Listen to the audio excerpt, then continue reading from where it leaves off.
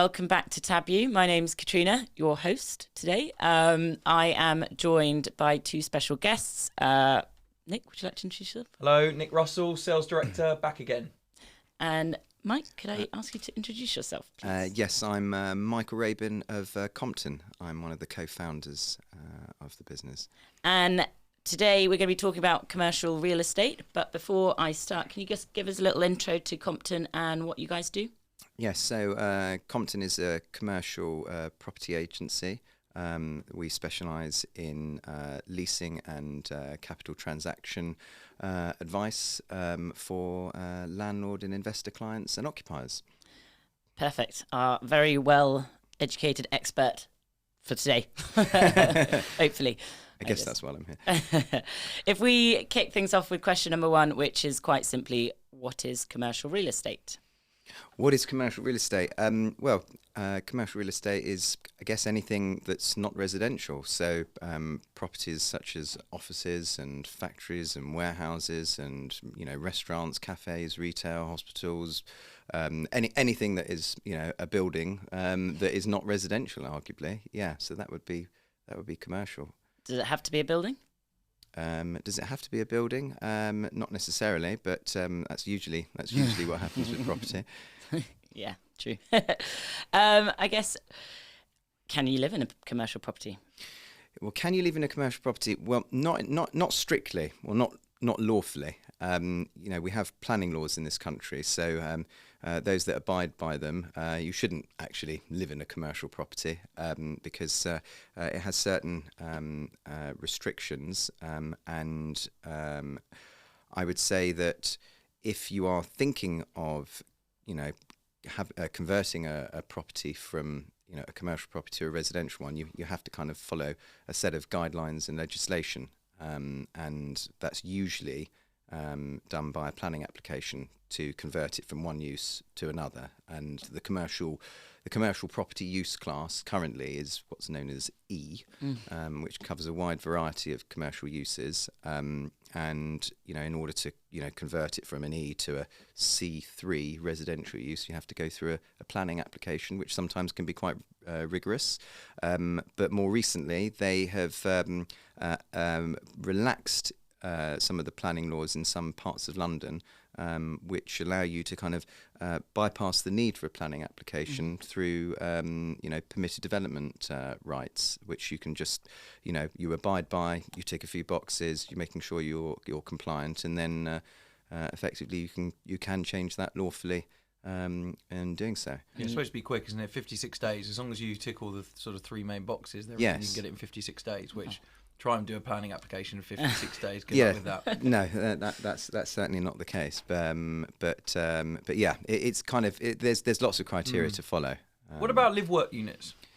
Well, I don't necessarily think that they exist as much anymore. It used to be a thing. It almost. I don't even know if it actually had an actual planning use. Right. But they were a thing, within the past kind of 20, 30 years. And then I don't think that you can obtain a live. Did you say live work? Yeah, live work. So that doesn't really exist anymore. Okay. I think if people had managed to obtain a live work, then obviously that will continue. That will continue. But I don't think that there's a way of getting that now. Also, probably difficult to mortgage as well. Well, yes, but I think it was almost the case that it was actually a residential dwelling. Mm-hmm. I mean, I remember in the old days it was just you'd valued it if it was an apartment, you'd value it as on an apartment basis, but you have the lawful ability to work from it. But obviously now with modern day, working from home practices, Same thing really. It's a little different. I think as long as people are not effectively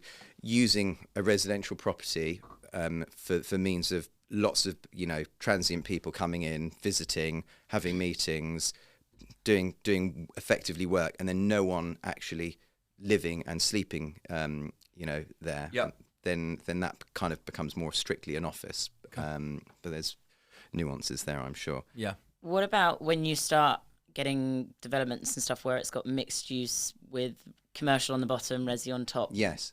What's that classified as? Well, just a mixed-use property development. But you're right. They normally are nicely compartmentalised. Between the bottom portion is commercial and the top half is residential. So in a modern development, it normally has, independent, communal cores, lifts, stairways, things like that. They don't normally cross over in the strictest sense. So the planners like to have them segregated. Well, the property developers do too, and I'm sure the occupants are as well. But there are, in some instances, some older methods where sometimes there's shared entrances and shared facilities and things like that. So that's probably not allowed in the modern day because they like to keep them kind of segregated. I guess it makes a bit more sense, doesn't it? Great. Any other questions on commercial real estate? No, I'm sure Just we'll the get into next it as we go. just the next four. Yeah, sure. Moving on to question number 2. Sure. What is the role of a commercial agent? Well, the role of a commercial agent is acting as a property advisor and an expert for their clients. So if you've got a client that is seeking to acquire a commercial property, you could act, or you've got a landlord that's looking to lease out a commercial property, then I guess the commercial agent is acting as advisor for that particular party. So from advising on refurbishments and how best to kind of package a property and obviously then market a property, you provide various strategic advice, and then the idea is obviously that you hopefully can garner inquiries and things like that from tenants and occupiers alike, and then take that through to advising on the transaction, which sometimes can be quite complex, all the way through to completing the deal. Essentially, but it can work from both sides of the fence. You can also have commercial agents that can act and represent occupiers. It's not always strictly just landlords that have the benefit of using commercial agents. You certainly can have occupiers that would benefit of having some commercial property advice. So you could have, say, for example, an advertising agency. They want to acquire 10,000 square feet or something like that, and they don't. They work in advertising. They don't work in property, so they would need to have somebody, provide them with some guidance and advice to ensure that they can, have a process that's very well managed and take them through all the way through to acquiring the property and looking after their best interests effectively. So it can work in both sides. And do you help with the design of that space, advise in what? Yeah, we can do. Yeah. So you go into that finer detail, subject to the advice that they want. Yeah, I mean, I think that kind of sets but certainly my company apart. We do like to kind of get involved with that side of the transaction because we know it's going to be of benefit, and we care. We actually care about what kind of properties that we are introducing to our clients. It's from an occupational standpoint, that is. And we want to make sure that it's conducive to what their brief is, and it needs to work. There's no good putting trying to usher them into a property that perhaps later down the line doesn't suit their needs. No one's going to thank you for that. No. We'd like to think that we're very considerate to what the client actually requires. Plus, as they grow, you want them to come back, right? Well, 100%. We're all about repeat business, aren't we? And it's not just about one deal. You want to build relationships, but we also similarly when we do a lot of significantly we do quite a lot of landlord work. So it's kind of similar situation because ultimately we want to have a property that we can successfully lease out for our client, and providing advice on design and configuration and things like that. That's communal just space, all that sort of stuff. stuff. Well, it's fundamentally important because ultimately we've got to let it at the end of the day. And no one's the client's not going to thank us if we can't. So we always tend to like to get involved in a project from the inception stage of a project. And right the way through to marketing and identifying tenants for them. So we really enjoy that process as well. Get the most out of it. What kind of are this? So it kind of starts at who are your typical clients? You sort of mentioned landlords. Who are they? We've got a whole variety of different clientele. Proud to say we deal with some of the best and most reputable landlords in the country. From public property companies. The likes of Doe and London in particular, Helical Threadneedle, working with the likes of Great Portland Estates. Those are some of the bigger names that I can just reeling off the tongue, and through to sort of private property companies, family offices, individuals. There's a whole variety really. So we're quite versatile in that. And what are the kind of steps to getting a commercial property then? If I was a family office and I wanted to move into a new office, buy a new office, where would I begin? Where would you begin? Where would you begin in terms of like from starting the process? From a process sort of thing. Right, we need a new Nick. We're moving. Yes. Where do we begin? Well, I'd like to think that you would give us a call and we'd arrange a meeting. We would sit down and go through, what is the client brief? What is it that you're looking for? What stage are you at in your business? How many members of staff are you now? But how many members of staff do you aspire to want to grow to within the next few years? Because ultimately you need to make sure you've got a big enough boat to carry everybody. And then the questions will be asked. But how long will you need to move for? Is it a 1-year gig? Is it 5 years? Do you want something that's quite traditional and corporate and simplistic, or do you want something that's quite unique and quirky and it's more representative of your brand and something that's a bit edgier? There's a whole kind of there's kind of almost like an endless kind of variety of different kind of pieces of criteria, and whether or not there's different styles of property that you may want to consider. So there's also traditional occupation where you take a space, you sign a lease, it's an empty space, you fit it out yourself, and you look after the property on your own. But then alternatively, there's a new school way of thinking more recently that landlords can also provide a space that's fully fitted. It's fully furnished, everything's ready for you, and you don't have to necessarily find the capex to invest in space and occupy. And then there's also more of a full service. Does that mitigate rent freeze for the landlord if they're providing everything for them? Well, yes. So you offset the rent free, saying, well, you don't need rent free because we're providing everything, sort of plug and play office. Well, that's simplistic to think that one wouldn't want rent free or wouldn't need rent free. But you're absolutely right. It should mitigate against some of the overarching costs, because ultimately, what's a rent free period for? It's really the purpose of fitting out, arguably. But I'm pretty sure that there's a proportion of the value of that rent free is maybe still an inducement to, of course, the financials of a deal. Maybe a longer term lease as well. And that also plays its part. But yes, you're right. If something is already, and that's where you guys come in as well to negotiate the finer points of that. Well, it is important because it's so highly nuanced, and it's important to be able to evaluate the state of the property. And as you quite rightly say, let's say a landlord did deliver a space that was brand new, fully fitted, fully furnished.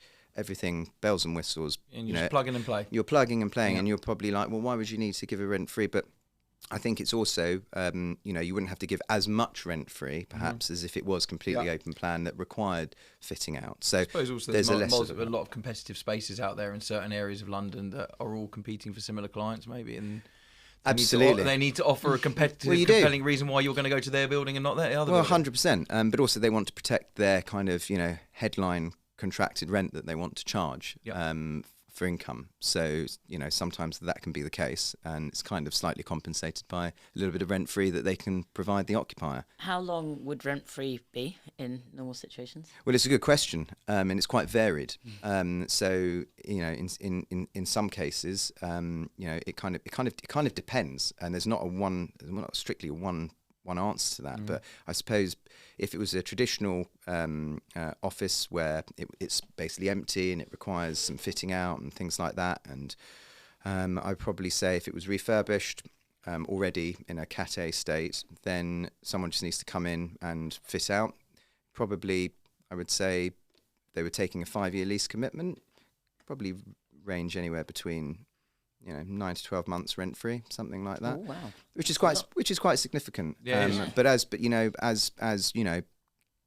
I suppose fit out costs are going up because construction costs are going up, then that's going to put some pressure on levels of rent free, ultimately speaking, because it's a game of mathematics.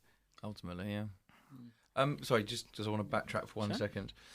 So we talked about the role of a commercial agent, but I think we've covered off occupational agency.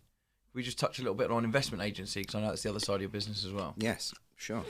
Are you really? Discussion 3, Nick. No, that's can you invest? It's a different question. Continue. What would you like to know from the investment side? Just how does the role differ from an occupational agent, which we've kind of covered, to an investment agent where you are acting on the acquisition disposal side? So, investment is a slightly different landscape, but it is kind of fundamentally important to understand, the occupational side of the business, because you need to appreciate what are the kind of the component parts of leasing in order to form your assumptions and opinion for an investment. Now, it's obvious, some investments are long-term investments, and if the leases are 15 to 20 years, you might be like, you know what, we ain't getting that back for a very, very long time. There's not much asset management to actually be done here. It's more simplistic. Whereas you might have a situation where you've got a multi-tenanted property, lots of different occupiers, lots of different lease events. There's lots of different activity. Some spaces are in better shape than others. So if we get this floor back, then obviously that needs to be refurbished. Then you need to make some assumptions as to how long it might take, what level of rent you'll be able to charge in the future. So it's not just about we're just going to value the what the bricks are worth in isolation. One will need to consider all the cash flow assumptions throughout. So it's a little bit more complicated. There's a little bit more science and predicting that needs to go on. But from an investment agent standpoint, he's got to understand all of those component parts really to provide that kind of advice. Yeah. So that's obviously what we do. And we do a lot of work for, like I mentioned to you, whether they're big institutional clients or private family offices and investors. We advise both on their investment and properties. One thing we didn't touch on is I know you cover a big area, but you have a specialist area in London that you focus on. I don't think we've touched on that. Yeah, no, we wanted to call you after this podcast, where your sort of specialist area is. No, we do. Location-wise. No, we do, and that's right. No, we do have a focal point or a focus on what's described as the city fringe of London. It's kind of in a description that's not necessarily described as core. So, but over recent years, the city fringe has become quite desirable and attractive, and a lot of investment and money has gone into these locations. But areas such as Clerkenwell, Farringdon, Shoreditch, Old Street, Whitechapel, King's Cross, these locations. Seen huge change in the last decade. Yeah, I've been in the game for nearly 25 years now. I wasn't trying to, I said 10 years. No, I know. I know. I flattery will get you everywhere. But I've been in the game a little bit longer, and I'm proud to say that I've seen a lot of the change. In fact, I've been part of a lot of the change, actually, especially in the city fringe districts. It's been an amazing ride. You've got to remember that these locations in London, London's always been evolving for thousands of years, but, these old industrial parts of London, they, probably 30 years ago, I certainly when I started, 25 years ago, I used to be scared to walk down some of the streets. Yeah. Half the streets of Clerkenwell were either clapped out and, old warehouse buildings, were had a rave the night before, or windows smashed in, graffiti all over the place, and I just remember thinking, goodness me, how am I going to lease this property, or how am I going to sell this property? It's such a dive or whatever. But I kind of learned to love it. But there was such an attraction from investors and occupiers that wanted something a bit edgier in an affordable part of town. Yeah, which had potential to grow. Masses of potential. But obviously, slowly, the cool occupiers moved in. And especially the tech, right? With particularly Old Street and Shoreditch, those sort of areas. Yeah, and and also the creative businesses as well. And not strictly just tech, but those kind of occupiers kind of moved in, and they kind of made things cool. And probably changed the nightlife, probably changed the restaurants. It did everything. It absolutely did. But then even in the when that kind of movement starts happening, then the institutions they behave a little bit more like sheep. They then think, oh, we want to be where the cool kids hang out, and then that's where the kind of the money then gravitates towards, and that's how you have gentrification and things like that happen. It doesn't happen overnight, but it happens over time. So it's been an awesome ride, taking what would have been like a former factory or warehouse property in Clerkenwell and renovating it, converting it from an old industrial building to more a commercial property offering, and you have some really cool occupiers that dig those kind of architectural inspiring spaces. Certainly not traditional glass and steel office blocks that you would probably see in more core locations perhaps. So it's been an awesome ride. Where do you think's next? What, in terms of district or place? Yeah, district. Oh gosh. Yeah, so I kind of get asked that on a daily basis, and I wish I knew precisely. I would. Where's next? Well, anywhere that's probably a location that I would say locations that obviously close to probably where the Elizabeth line seems to have propped up from. Over the years, obviously, we as anyone in the industry would be talking about, Crossrail as the phrase has been coined for many years. But then since they christened it the Elizabeth line, that's the go-to. That's arguably the most connected and accessible of the lines, effectively, and that's what people want to gravitate towards because it allows a really incredible kind of east to west connection, and it's been amazing for us because my office is in Clerkenwell is near Farringdon Station, and I can literally get in to Bond Street in the West End in 4 minutes flat. It's just amazing. It is an absolute dream. Obviously, all the platforms and the concourses and the trains, they're obviously amazing. But the to literally, acoustics. it is. The whole thing is an incredible, engineering, phenomenal. But that has enabled people to access areas that they couldn't previously. But also where you have occupiers that perhaps were quite wedded to, say, the West End, and it's very hard to get into the West End because either there's not much space there or the rent's quite expensive. You can then access other areas because you can still come into the West End, like I said, within 4 minutes from Farringdon. It's unbelievable, or Heathrow and similar. And those areas have thrived, like Farringdon in particular, as a consequence of the benefit of the added connectivity. And obviously, landlord developers have obviously had the foresight many years earlier because they can see that was always going to have a significant benefit when it arrived. So now it's arrived. It's started to crystallise that prediction. Can I just ask a question? It's a topic, but it's not one of these. I know particularly that Compton have championed the get back to the office movement. It's not subtle. Shall we say? It's not subtle. There's no subtlety there. I've seen Sean be a big champion of it.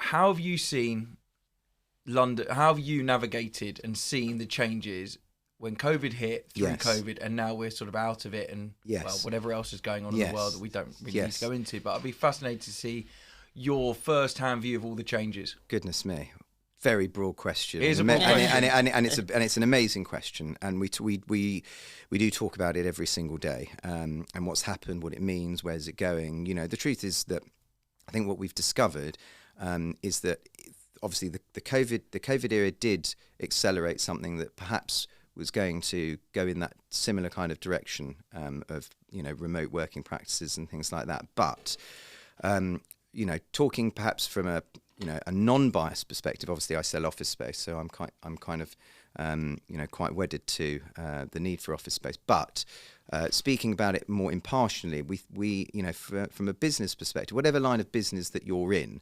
it's incredibly important that people are together. People are, with each other, because social interaction kind of breeds ideas, and ideas can be the success or failure of a business. And I think that people that literally take a stance that I only want to work from home. I don't want to see anybody. Don't want to go into the office. No. The problem is that they kind of restrict themselves from socialising with people, and then they have almost the same four walls every single day. And unfortunately, that doesn't necessarily breed great ideas and I don't think creativity. it's good for them and anyone's mental health to look at the same four walls they live in. No, all day. Well, I mean, I quite like the fact that I get up in the morning, I travel to the office. I meet my colleagues, friends, and clients, and we do all sorts of things all day long. Immerse myself in the London landscape, and socialise and all that kind of stuff. And then at the end of the day, I travel back home, close the front door, disconnect, and then I'm in a different environment. Family. And I think that's much healthier. I agree. I know some people might say, it's incredibly inconvenient, it's a bit costly to travel and everything, but I don't like the conflation between work and home life. And that's what we had when we were in, it was thrust upon us to be in lockdown. Yep. And I found it very difficult to be able to, differentiate between the two. It felt wrong. And I didn't feel as motivated, and I certainly didn't think it was more productive. Some people go, it's more productive. No, because you're only focusing on yourself. It's one needs to think it's not just about you. It's actually about the company and the team, and the team will benefit and thrive for being with each other. But it's not just about the businesses either, as in your own company. It's about the entire ecosystem of a city. If everybody worked from home, then there's no requirement for so many things. I mean, you wouldn't have restaurants, you wouldn't have bars, you wouldn't have cafes, you wouldn't have gyms, you wouldn't have anything. But also, there's if you didn't need office buildings, then what about all of the people that participate in creating an office building, working in an office building? From the architects that design them to the engineers, to the planners, the contractors, the fabricators, the designers, furniture, the staff, everything. Imagine everything. And we're just scratching the surface, but there's so many component parts. With a commercial offices and what it brings. Imagine that was taken away, then we'd all be in big trouble. A city would be in big trouble. I mean, they said that TfL was running some substantial losses because people were not travelling on the system. And if people don't travel on the system, then they can't run a system, and then you won't have a transport system. Or everyone else suffers so badly because prices have been hiked so badly, and then people can't afford it anyway. So I think the thing is that we're all kind of joined at the hip with real estate in some stretch of the imagination. Whether you like property or you don't, it's all kind of still very, very relevant because it forms an ecosystem that we can't actually ignore. So I guess it's more a case of embracing it and enjoying it rather than just thinking, I just want to spend my time at home. I can't imagine what it must be like for people that come out of university. They've studied, they're studying for something, and then they go, right, I'm ready to go into the working world, and imagine it was like, right, I'm going to work at home, not meet anybody, not learn anything from anybody. Young people no need training, no mentorship, no. That's nothing. what I'm talking about. You're absolutely right. It's very, very important. And it doesn't matter what kind of line of work that you're in. Learning to socialise in the adult world, right? Not university, not school. Absolutely. I mean, just even that, the social skills to be able to go to work in a team, maybe go out for a drink, learn to 100% socialise with other people that aren't your same age group. Absolutely. You can't do that. You see, what I always say is that you cannot. I find that when I meet somebody on a Zoom call or a Teams call, whatever the platform that you use these days, I call it a digital rendezvous, and it's almost a case of I've never met you.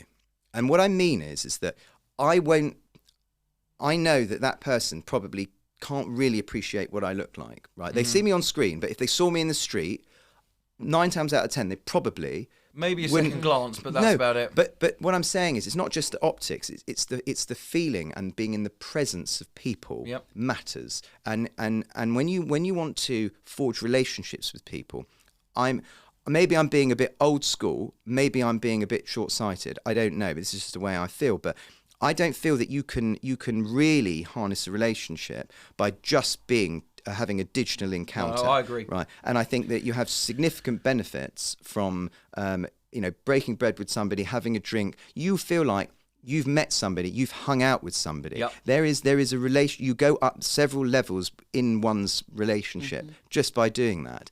And I think there's too much of a disconnect by just relying upon a digital encounter. And it just doesn't work. And people, whatever line of work you're in, you buy into people because trust is very, very important. And you only can really get a sense for that if you get to know somebody. And you only really get to do that if you do it in person. And that just is from all walks of life. Yep. So I think it just shouldn't be so kind of, short-sighted to think that this is, the way I'd like to be. I'm just going to be work from home forever. I do think it's positive that more office workers are considering, going into the office more frequently. I think it would be foolish to assume that people are going to be in every single day of the week. I don't think anyone would expect that be the case. I'd like to think it would be more often than not, and I like to think that they probably would get more out of it ultimately. But agile working practices, companies are still trying to find their way with it. Not every. I don't think that there's a hard and fast. There's one size fits all with any business. Some companies are more liberal than others, and maybe it works for them. Some companies need more collaboration than others, right? That's true. Our business, for example, right, is so now, or yes, I need it yesterday, right? Because in the bridging space, I don't want as sales director, if I need to speak to an underwriter on a case that's got to complete, I don't need to book a Zoom meeting in 4 hours time because we're both at home, because they're maybe on 2 other Zoom meetings and there's diaries booked. I need to know now because I've got a broker calling me, I've got a lawyer calling me, I've got an accountant. I can't wait that time. I just like to be able to walk across from my desk to their desk, go, have you got 1 minute? Yes. Right, can we just chat, done. See, you've just given a prime example of, any kind of business would benefit from that encounter. Yep. It's an impulsive, I just need a quick chat, X, Y, and Z, job done. And also, it will, by doing so, it provokes further questioning, further ideas, further conversations, and things will get done. Correct. Right. And like you said, if you needed to pull, Duncan in, for example, for a quick chat, you can do that on impulse. You can't do that if you can't see them, or you have to book an appointment. Out of mind. I don't care what anyone says. It's true. It's true. And on even just that conversation I've had with that underwriter, I go back, speak to the broker. Broker comes up with another question. I can go straight back. If I've had a Zoom call, and I've come out with a question, I might not get another Zoom call for God knows how long, or another call, or they might not answer Slack, or all the other tools that we've been given. And also, it's actually interesting, I was also thinking that with Zoom calls and Teams calls, they are actually quite formal. They are.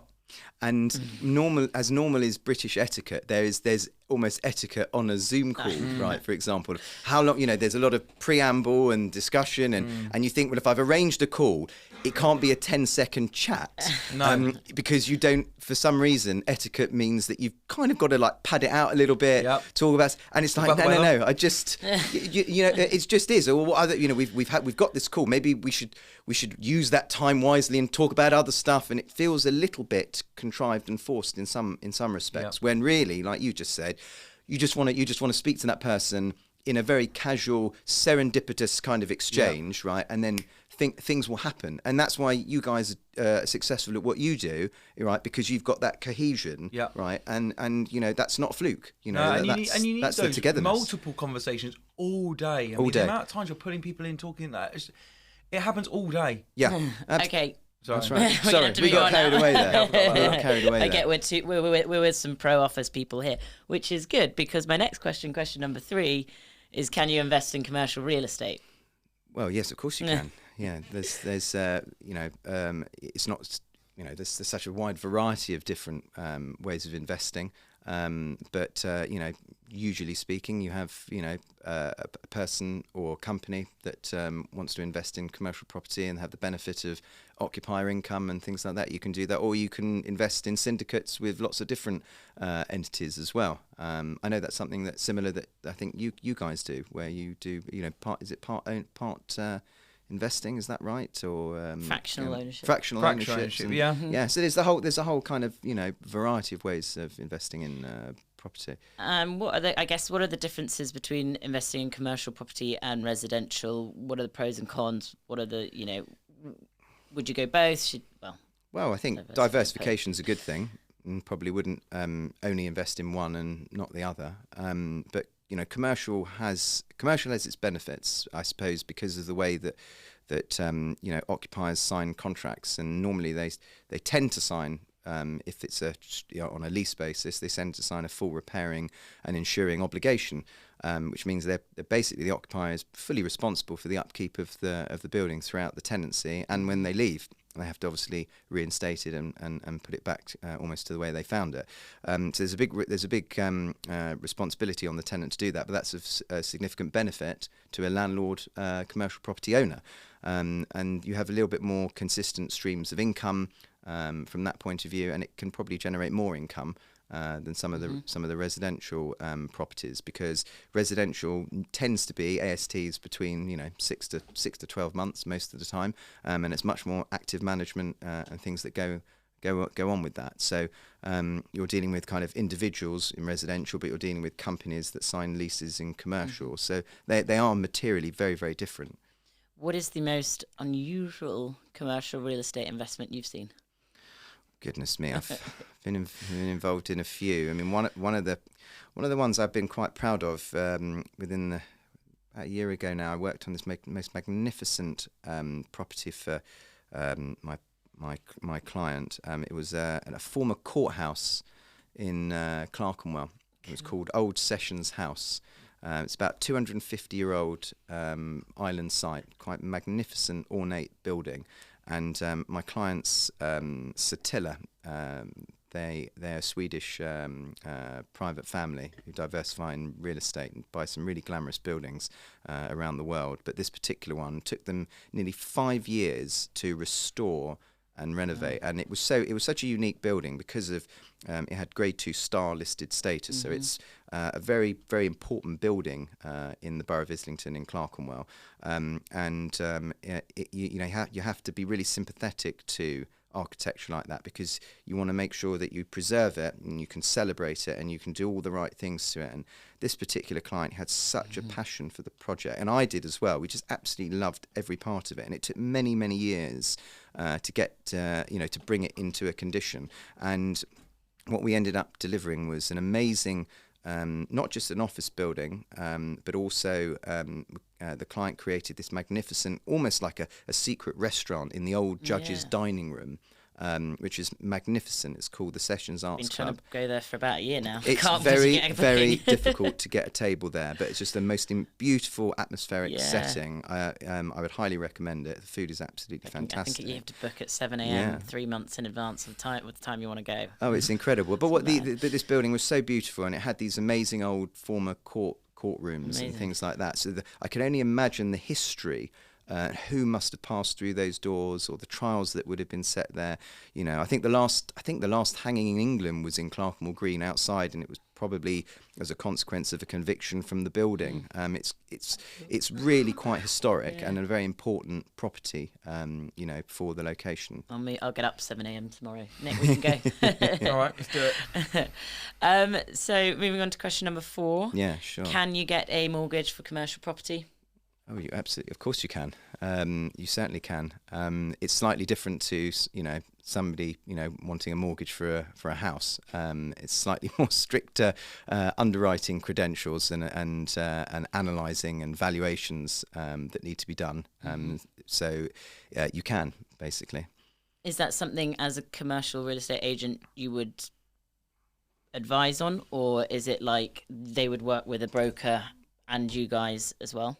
Well, we I suppose we can participate in some generalistic advice, but we don't advise on commercial lending and things like that. But obviously, by the nature of what we do obviously collaborate with our clients in that regard. So yes.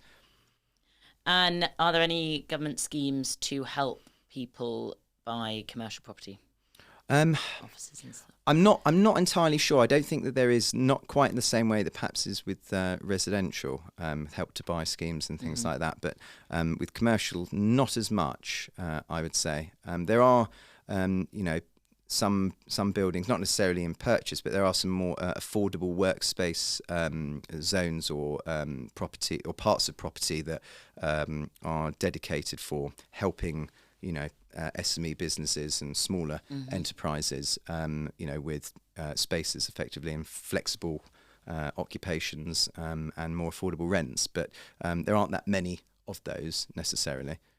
One benefit, I suppose, is that with commercial real estate, you can own it in your pension. So whereas residential, you can't. Yes. So that has got some benefits. That's very true. Can you go into that a little bit further? A little bit of an Not really, if explanation? I'm honest. Yeah. How does Not that the work? finer details. Well, that's I'm just here to throw ideas around. No, that is true. And I suppose, like I said, the material difference between, a commercial office investment and residential investment, I suppose with a commercial investment, you do have the benefit of longer term income potentially, and income that is hopefully underwritten and responsible by companies that sign these leases. Whereas in residential terms, they're much shorter tenancies, and you're dealing with individuals, and there's different legislation towards that. But commercial property will give you longer term income ultimately, a little bit more secure, one might say. And final question for today. Question number 5, how did you get into commercial real estate? If you can cast your mind back. Yes, no. So I got into commercial property. I literally was a school leaver, and I wasn't the cleverest kid in school, and family didn't have too much money to send me to university. And my dad said to me, do you want to pull pints in a pub and have a big student loan, or do you want to kind of go straight into work? And I was very, very keen to, I was motivated by money and because didn't have much, and I literally just jumped in. Had a family friend who told me to go and see a lovely man who still works in property called Richard Suskind, who I owe a lot to. He was like my mentor.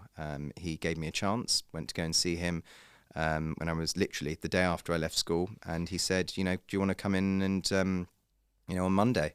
And I said, what do you mean? He said, well, just come and start. Start what? And he said, oh, the beginning.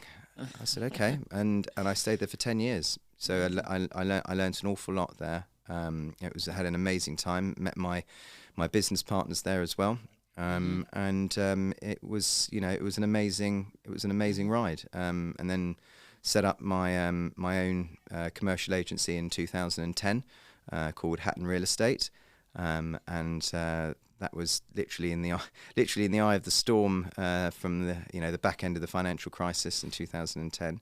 And I think timing is everything in life. So we kind of, I think we hit that wave at the right time, and had the business for 5.5 years, and successfully sold the business to Colliers International, and had a 5-year contract and stint with them, which had a great time. They're really, really fabulous people. It's a great business.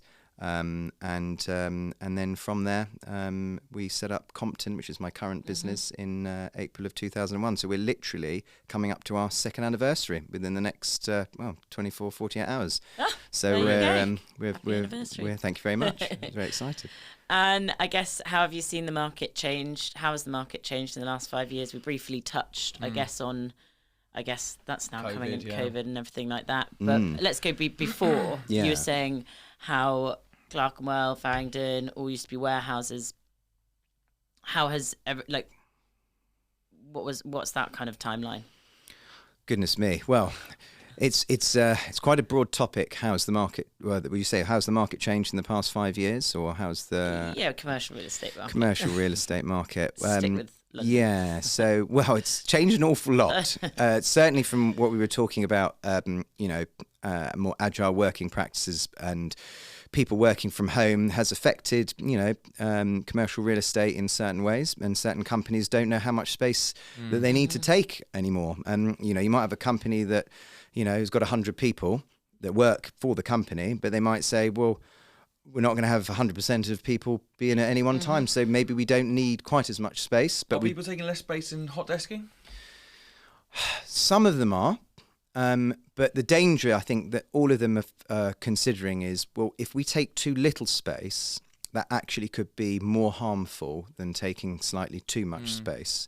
And also, you want to kind of back yourself, thinking, well, if you're an aspiring company, you want to grow, then you would certainly want to think, I've got a big enough boat.